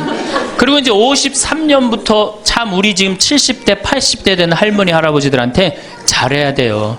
53년부터 62년까지 똥구멍이 찢어지게 가난하게 고생한 얘기 합니다. 저는 정말 몰랐어요. 똥구멍이 찢어지게 가난하다는 얘기를 참 많이 들었는데 그래서 할머니한테 한번 물어봤어요. 할머니 똥구멍이 찢어진 게 뭐예요? 신부님 말도 마십시오. 6.25 전쟁 때 여러분들 2차 세계대전에 쏟아놓은 폭탄을 그거 남은 폭탄 다 우리나라에 다 쏟아붓어요. 그러니 전쟁 끝나고 뭐가 있어요? 전부 다 폐허가 돼갖고 아무것도 없죠. 가을에 우리나라가 한 85% 이상이 소장농이에요. 겨우 자기 해 먹을 거 그것밖에 안 됐어요. 전쟁 끝나고 9월에 이제 추수를 합니다. 9월에 추수를 하면 먹을 게 언제 떨어져요? 2월에 떨어져요. 그 보리는 언제 펴요? 5월에. 여러분도 오시면서 보리밭 보셨어요. 보리밭 이렇게 있는 거. 5월에 이제 보리가 피면은 2, 3, 4, 5월을 견뎌야 되는데 먹을 게 있어요? 없죠. 그러니까 산에 풀뿌리 캐서 먹고 나물 캐서 먹고 그것도 모자라면 이제 뭐를 캐서 먹느냐면 소나무 껍질 안에 하얀 속살 그거를 이제 벗긴다고 그래요. 그걸 벗겨갖고 말린다고 그래요. 말려갖고 그걸 간대요. 할머니들 옛날 할머니들 생각나시죠? 그걸 갈아갖고 국에 넣어서 먹으면 국이 빨간데 국을 먹으면 배가 불러대. 또 거기다 밥을 해서 먹어도 배가 그렇게 불러대. 옛날엔 배가 고파 죽겠는데 배 부르면 최고 아니에요. 배는 이제 먹었는데 이제 배는 부르는데 문제는 이게 섬유질이 엄청나게 강한 거예요. 이게 야채나 뭐 채소나 과일의 섬유질하고 틀리대요. 그래갖고 이제 이게 들어가면 소화가 안 되고 딱딱하게 굳는 거예요. 수분이 빠지고. 대장에 가면 이제 딱딱한 돌덩어리로 굳는 거예요. 그 딱딱한 돌덩어리로 굳은 걸 빼내려고 그러니 똥구멍이 찢어지는 거예요. 신부님, 똥구멍이 찢어지게 가난하게 고생한 얘기.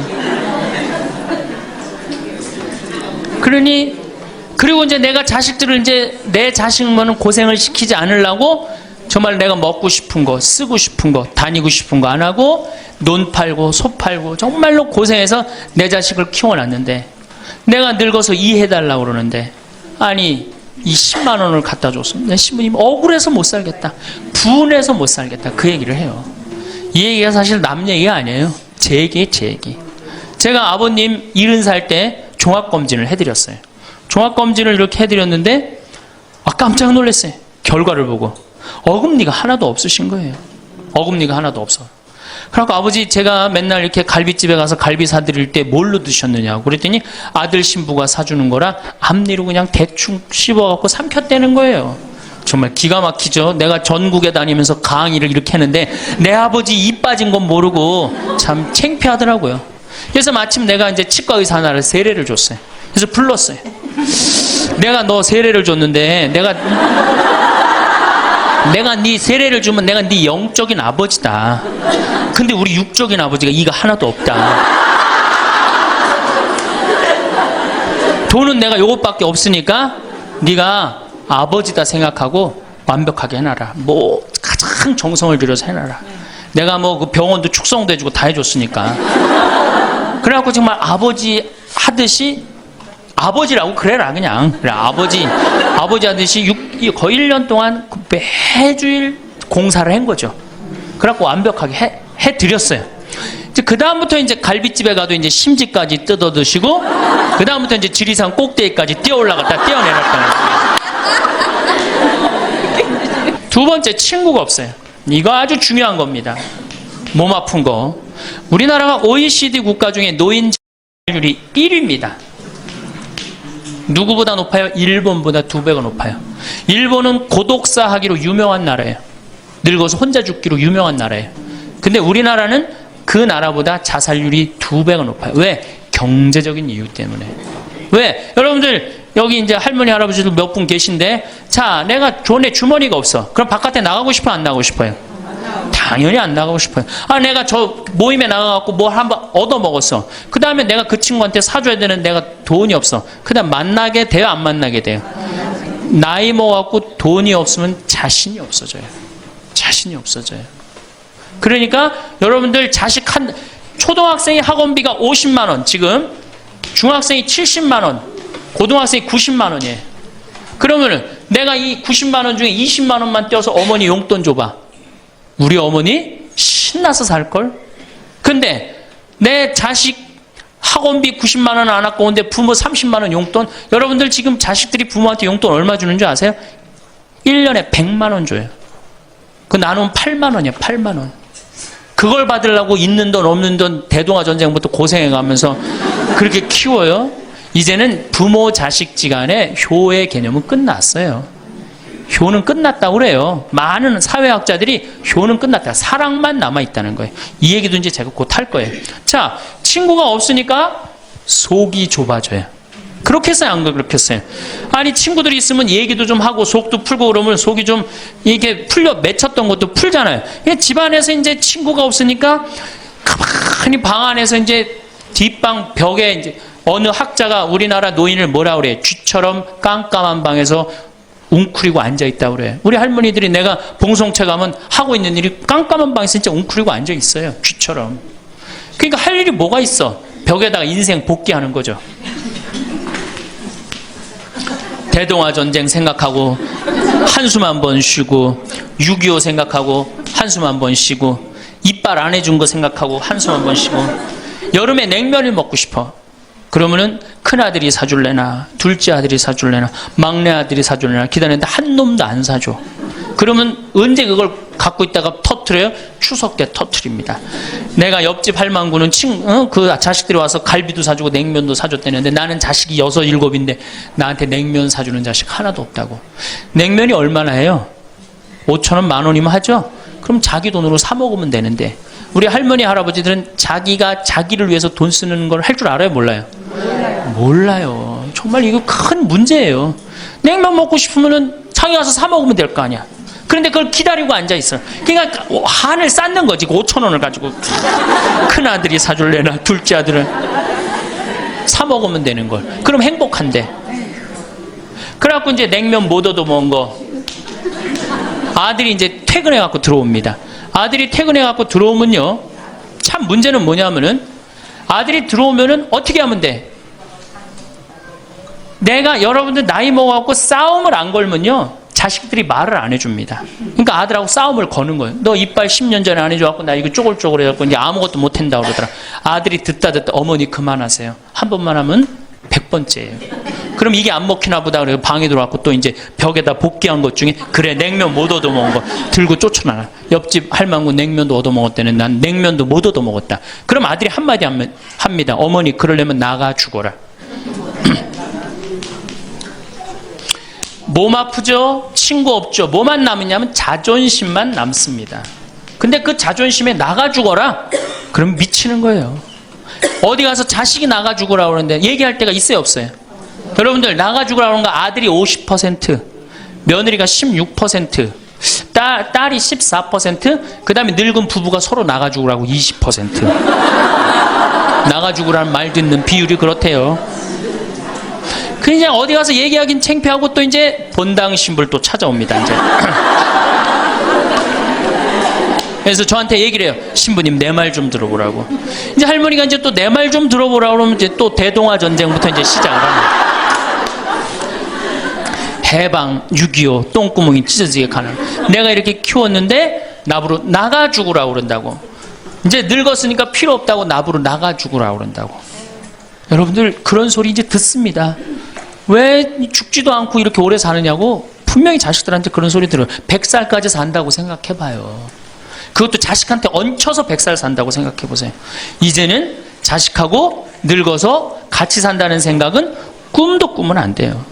늙어서 이제 나 어떻게 살아야 돼? 나 혼자 자식한테 폐 안 끼치고 오래 사는 게 누구하고 좋은 관계 유지하는 거야? 자식하고 좋은 관계 유지하는 거예요. 어쨌든 나가 죽으라 그러니까 이제 미치는 거죠. 그래갖고 이제 다 듣고 이제 할머니가 나한테 그래. 신부님 나 꽃동네 좀 바래다 줄라. 난 자존심 상해서 저 집에서 도저히 못 살겠다. 그럼 내가 할머니한테 그래. 할머니 꽃동네는 아무나 가는 게 아니에요. 안 돼요. 그저 새벽에 그 꽃동네 앞에 내려다만 주면 그 다음부터 내가 다 알아서 할 테니까 신부님은 꽃동네 앞에까지만 바래다 달. 내가 이제 다 듣다가 할머니한테 그래요. 할머니 그 자식 키웠을 때 속상한 적 있었어요, 없었어요? 아, 속상한 적 많았죠. 7살, 10살 미운 오리 새끼. 그때 말 안 들을 때 할머니 그 아들한테 속상하면 뭐라고 그러셨어요? 그렇지, 나가 죽어라 그랬죠. 네. 할머니 그냥 나가 죽으라고만 그랬어요? 아니요, 나가 되져라. 그러면 7살, 10살 먹은 자식이 자존심이 안 상했겠느냐? 자존심이 상했지만 그 아이는 참고 살았다. 너무 엄마가, 천하의 엄마가 나가 죽으라 했지만 나갈 때가 있어야지 걔가 나갈 거 아니야. 자존심이 상했지만 참고 살았다. 이제 누구 차례다? 할머니가 참고 살 차례다. 아들도 나가 죽으라 그랬을 때 참고 살았다면 이제는 할머니가 나가 죽으라 할 때 참고 살 차례다. 지금 나가면 누가 할머니를 걷어줄 거냐? 오로지 부모라는 이유 하나로 한 집에 살아주는 것만 해도 고맙게 생각하고, 할머니가 할머니의 노년을, 할머니의 남은 생애를 준비하지 못한 할머니 잘못이다. 누구 탓할 거 아무것도 없다. 그럼 무슨 생각을 하는지 가서 참고 살아요. 참고 살아야지 어떻게 할 거야. 이제 안 죽으면서 진짜 문제가 발생합니다. 여기 뒤에 계신 분들 잘 들으세요. 우리나라는 안사람, 바깥사람 제도가 있어요. 그렇죠? 그래갖고 안사람은 안에서 애 놓다 죽었어요. 그렇죠? 애 키우다. 우리나라 지금도 변함없습니다. 안사람은 안에서 애 키우냐고 정신이 없어. 남편 신경 안 씁니다. 바깥사람 바깥에서 돈 벌다 죽었어요. 옛날엔 부부 갈등이 없었어요. 왜? 만날 일이 있어야지. 안사람 안에서 애 놓다 죽고 바깥사람 바깥에 돈 벌다 죽었으니까 만나야지 갈등이 생길 거 아니야. 서양은 20대만 나왔고 안 맞으면 30대 바꾸고, 30대만 나왔고 안 맞으면 40대 바꾸고, 40대만 나왔고 안 맞으면 50대 바꾼 부부가 애인같이 살아요. 근데 우리는 한 번도 맞춰본 적이 없어. 위해준 적도 없고. 제가 재작년에 그 스톡홀름을 여행을 갔었는데 비행기 시간이 오래 좀 하루를 거의 기다렸어야 돼요. 그래서 이제 저녁 비행기를 타려고 저녁 한 5시쯤에 라운지에서 이제 음식을 시켜서 먹고 있는데 내 앞에 60쯤 된 초로의 할아버지하고 초로의 할머니가 서로 끌어안고 뽀뽀를 하는데요. 이 남자가 이마야 눈에다 뽀뽀 한번 하고 I love you 하니 하고, 입에다 뽀뽀하고 I love you 하니 하고, 목에다 뽀뽀, 1시간 이렇게 쪽쪽 빨아요. 걔네들은 그렇게 살고 그렇게 살아야만이 살아요. 근데 우리는 안 사람은 안에서 애 키우다 죽고 바깥 사람은 바깥에서 돈 벌다 죽으니까 서로 사랑을 할 시간이 없어요. 근데 상관없었어. 왜? 평균 연령 38세, 46세 때는 아무 문제 없었어요. 그렇죠? 죽으면 끝이니까. 근데 이제 안 죽으면서 문제가 발생을 해요. 직장에서 너는 이제 그만 사회에서 쓸모가 없으니까 집으로 가라. 그래갖고 이 바깥 사람을 고홈 집으로 보낸단 말이야. 그래갖고 이제 안방에 이제 이 바깥 사람이 딱 앉아 있는 거예요. 그래갖고 안방에서 안 사람이 되는 거예요. 집안에 안 사람이 둘이 되는 거예요. 이게 아내가 뭐에 태양이라는 뜻이거든요. 집안의 태양을 아내라고 그러잖아요. 이 집안의 태양이 둘이니 이게 사이가 좋아요. 그리고 우리 남자들이 여자한테 하니 I love you 뽀뽀 쫙쫙 했다면서 그렇게 해요. 여러분들 사랑한다는 얘기 들어요, 안 들어요? 이게 우리 큰 문제예요. 사랑한다는 말도 안 듣고. 이 우리나라 남자들은 부인을 위한 이벤트를 할 줄 몰라요. 그러니까 이게 어떻게 있느냐 하면 가을 젖은 낙엽 땅바닥에 붙어 있듯이 쫙 부인한테 붙어 있으면서 밥새끼 따박따박 그냥 받아먹고 끝난단 말이야. 설거지를 하기라나 뭘 하기라나. 그러니 미치는 거죠. 그러니까 할머니들이 저한테 진짜 할머니들이 그런 얘기 많이 해요. 아유 정말 30년 40년 동안 밥 해대는 거 지겹다고. 지겹죠. 설거지를 해기래나 뭐 사랑한다고 말을 해기래나 뽀뽀를 해주기래나 그냥 소리나 뻑뻑 지르고 침부림이나 시키고. 근데 이 할아버지가 어떤 할아버지가 갑자기 심장마비로 죽었어요. 그게 얼마나 할머니가 좋아. 심장마비로 죽었으니. 병원에 가니까 의사가 딱 청진길 대더니 할아버지 돌아가셨다고 심장마비로. 이제 간호사한테 다 처리해갖고 냉도실로 모시라고. 영안실로. 그래갖고 이제 영안실로 이렇게 할머니가 이제 이렇게 할아버지 뒤를 따라가는데 이 할아버지가 가다가 깨어난 거예요. 깨어나갖고 이제 할머니가 뒤따라 온단 말이야. 그러니까 나 좀 살아났으니까 얘기 좀 해달라고 막 그러니까 이 할머니가 못 들은 척.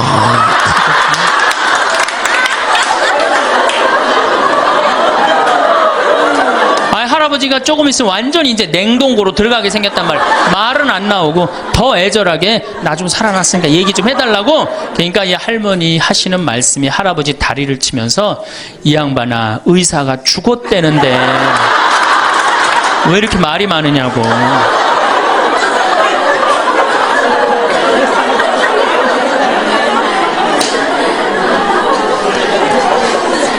반대로 우리 여성들, 우리나라 이 여성 아내들이 남편한테 잘하느냐? 여러분들 남편한테 잘하세요? 네. 여러분들 남편이 바깥에 나가면 왕 대접받는 남편이 얼마나 있을 것 같아요? 없습니다. 그럼 층층샷 나가면 섬기는 사람이에요. 굽신거려야 되는 사람이고. 근데 아침에 출근할 때 정말로 내 남편이 전쟁하러 나가는데 정말로 왕 대접하고 내보낸 부인이 얼마나 돼요? 이러지 않으면 다행이지. 머리 막 부시시 해갖고 막 사자 머리를 해갖고 머리 끝에는 밥풀 하나 딱 이렇게 붙여놓고 여보 다녀와. 퇴근을 했는데 아직도 그 부시시한 머리를 가지고 테레비를 보고 앉아있다. 어느 남자가 집에 들어오고 싶겠어요. 여기 평창에 대유라는 룸사롱이 오픈했어. 작년에. 서울 아가씨 항시 30명 대기 이렇게. 그럼 여러분들 남편이 어디 가면은 왕대접 받아요. 그러니까 여러분들이 남편을 룸사롱으로 내모느냐 집안으로 끌어들이느냐 누구한테 달려있는 거야? 여러분들한테 달려있어. 그런데 그래서 일주일에 한 번 남편을 위해서 요리를 하라는 거예요. 부인이. 정말로 지혜로운 부인은 요리를 한 번씩 하라는 거예요. 그래서 낙지볶음도 하고 요새 그 텔레비에 보면 이렇게 홍어 이렇게 삭힌 것도 많이 홈쇼핑으로 보내주잖아요. 딱 해갖고 삼합 딱 해갖고 와인 하나 딱 준비하고 이브닝 드레스도 좀 쫙 입고 이런 이벤트가 있어야지 60년을 같이 살지. 무슨 재미로 60년을 살아요. 이건 뭐 김치찌개 한번 해줬단 말이야. 부인이 저녁에 김치찌개 해줬는데 다음날 아침에 출근할 때 보니까 그거 졸여갖고 이제 또 내놨단 말이야. 저녁에 퇴근할 갖고 왔는데 그걸 볶아갖고 또 내놨어.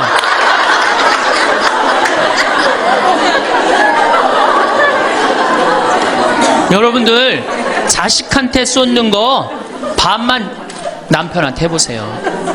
여러분들 아마 얻고 살 거예요. 나이 먹어서 유일한 친구가 누굽니까? 남편이고 아내밖에 없어요. 제가 평택에서 본당 신부를 할 때 할머니 한 분이 남편이 평생 바람 피고 노름하고 술 먹고 나가서 딴살림 했어요. 근데 이 할아버지가 늙어갖고 중풍이 걸린 거예요. 중풍이 걸려갖고 반신불수가 되고 집에 들어온 거예요. 그러니 이 할머니가 믿겠어요, 안 믿겠어요? 밉죠. 나만 보면은 빨리 죽었으면 좋겠다. 매일 입버름처럼 했어요.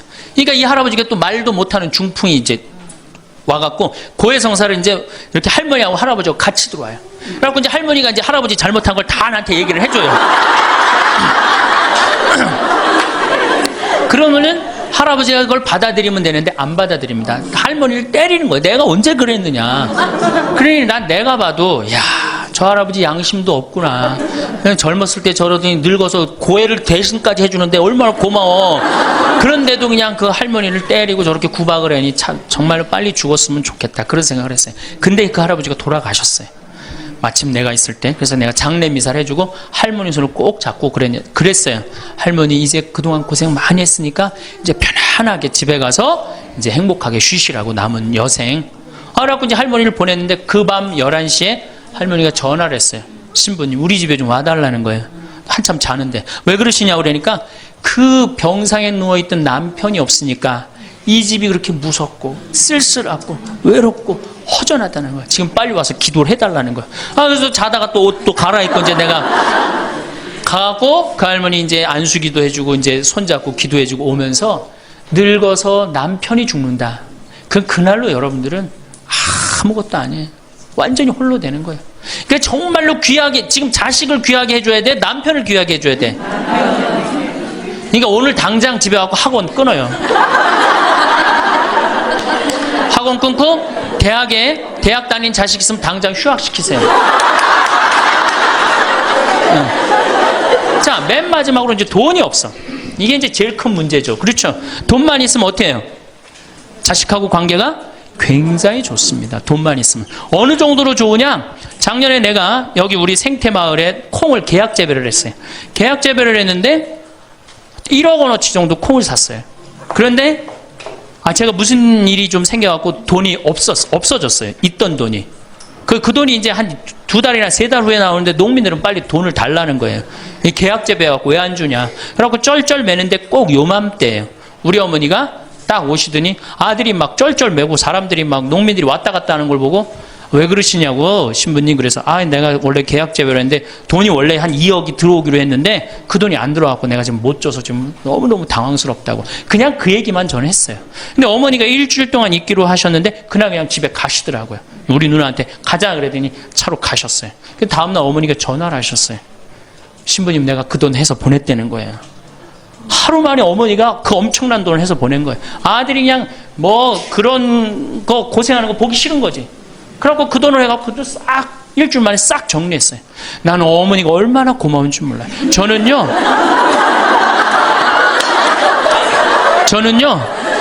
우리 어머니가요 안 죽었으면 좋겠어요.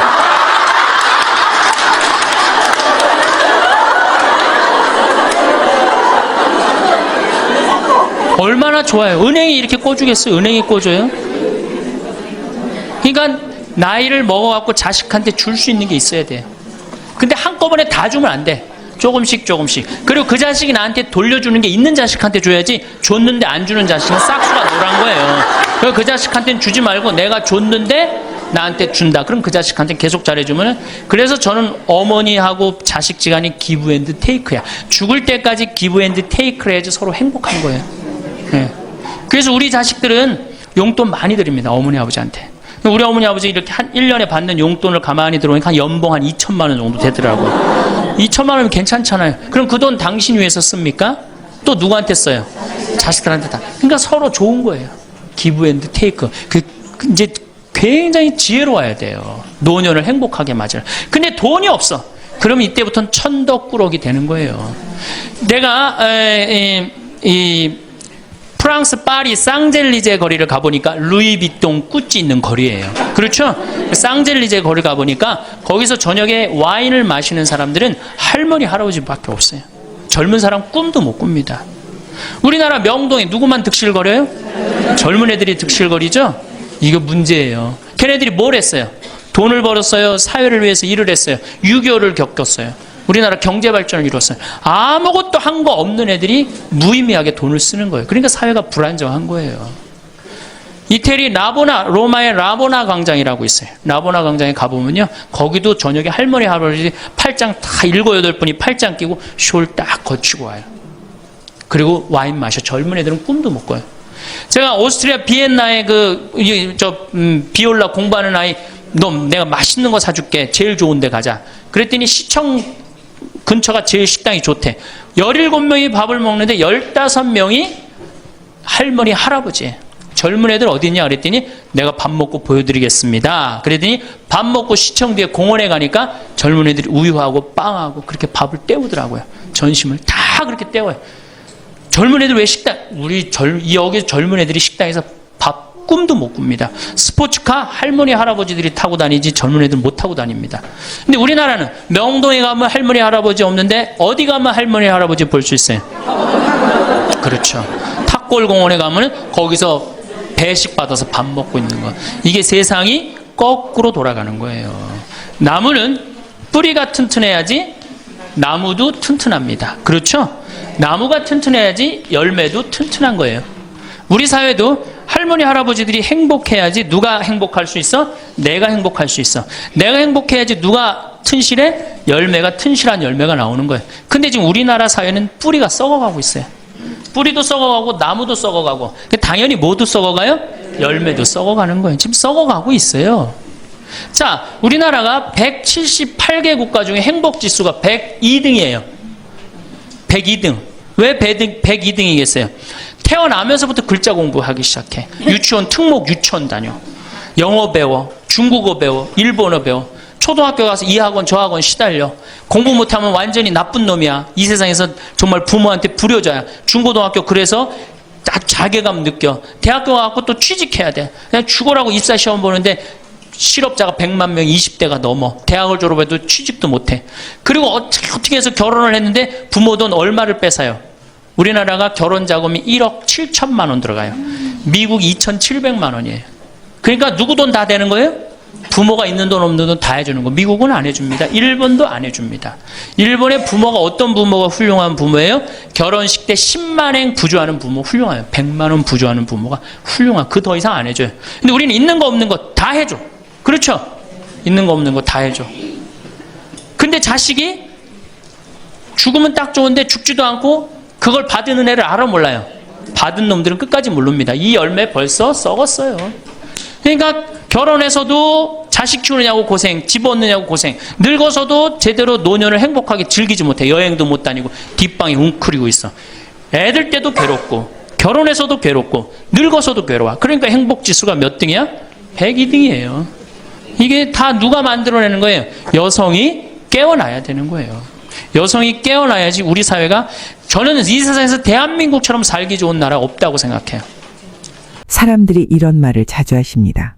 평생을 성실하게 살았는데 왜 나이가 들수록 마음이 더 무거워지는 걸까요?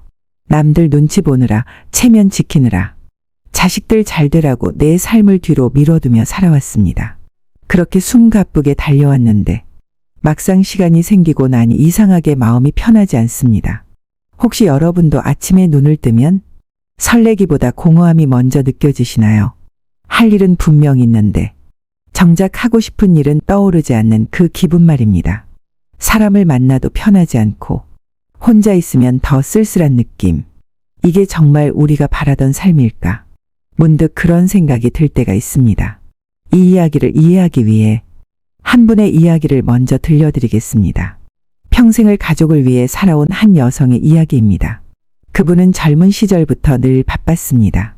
가정살림, 아이들 교육, 남편 뒷바라지까지 자신을 위한 시간은 거의 없었습니다. 옷 한 벌 사는 것도 아까워하면서 자식들 학원비는 아끼지 않았습니다. 그렇게 세월이 흐르고 아이들은 모두 독립했습니다. 이제야 좀 편해질 줄 알았는데 전혀 다른 감정이 찾아왔습니다. 시간은 많은데 마음은 텅 비어 있었습니다. 하루가 길게 느껴지고 괜히 불안하고 초조해졌습니다. 자식에게 전화를 걸면 지금 바빠요. 나중에 연락드릴게요. 라는 말이 돌아왔고 친구를 만나면 대화는 대부분 자식 이야기나 건강 이야기였습니다. 집에 돌아오면 더 허전했습니다. 가장 가까운 배우자와도 막상 깊은 이야기를 나누지 못하고 같은 공간에서 다른 시간을 보내는 느낌이었습니다. 그렇게 하루하루를 보내던 어느 날 오랜 친구를 만나게 되었습니다. 혼자 지낸다는 그 친구는 오히려 훨씬 밝고 편안해 보였습니다. 매일 아침 산책을 하고 작은 취미를 즐기고 자신이 좋아하는 시간을 보내며 살아가고 있었습니다. 그 모습을 보면서 문득 이런 생각이 들었다고 합니다. 왜 나는 계속 남을 기준으로 살고 있었을까? 그날 이후 그분의 삶은 조금씩 달라지기 시작했습니다. 억지로 나가던 모임을 줄이고 정말 만나고 싶은 사람만 만나기 시작했습니다. 자식에게 먼저 연락하던 습관도 줄이고 대신 자신의 시간을 채우기 시작했습니다. 평생 하고 싶었던 취미를 시작했고 처음에는 어색했지만 점점 즐거워졌습니다. 신기하게도 자신이 바뀌자 주변도 달라지기 시작했습니다. 자식들이 먼저 안부를 묻고 관계도 훨씬 편안해졌습니다. 여기서 우리가 꼭 짚고 넘어가야 할 부분이 있습니다. 이 변화는 환경이 바뀌어서 생긴 게 아닙니다. 마음의 기준이 바뀌면서 삶의 방향이 달라진 것입니다. 그리고 이 이야기 속에는 우리가 꼭 알아야 할 중요한 핵심이 들어 있습니다. 첫 번째는 관계를 많이 만드는 것이 아니라 편안한 관계를 남기는 것입니다. 젊을 때는 사람 많은 것이 힘이라고 생각합니다. 연락처가 많고 모임이 많고 아는 사람이 많을수록 든든하다고 느끼죠. 그런데 시간이 지나면 알게 됩니다. 정작 힘들 때 떠오르는 사람은 몇 명 되지 않는다는 것을요. 그래서 어떤 분들은 과감하게 관계를 정리합니다. 만나고 나면 기분이 무거워지는 사람보다 함께 있으면 편안해지는 사람을 선택합니다. 이 선택 하나로 삶의 피로도가 크게 달라집니다. 그리고 두 번째 변화가 이어집니다. 바로 기대를 내려놓는 것입니다. 우리는 알게 모르게 많은 기대를 가지고 살아갑니다. 자식이 이 정도는 해줘야 한다. 배우자가 내 마음을 알아줘야 한다. 친구가 나를 챙겨줘야 한다. 그런데 그 기대가 어긋나는 순간 서운함이 시작됩니다. 사실 상황이 힘든 게 아니라 기대가 깨졌기 때문에 힘든 경우가 많습니다. 그래서 어떤 분들은 조금 다른 선택을 합니다. 기대를 줄이고 있는 그대로를 받아들이는 것입니다. 자식은 자식의 삶을 살고 배우자는 배우자의 방식대로 살아갑니다.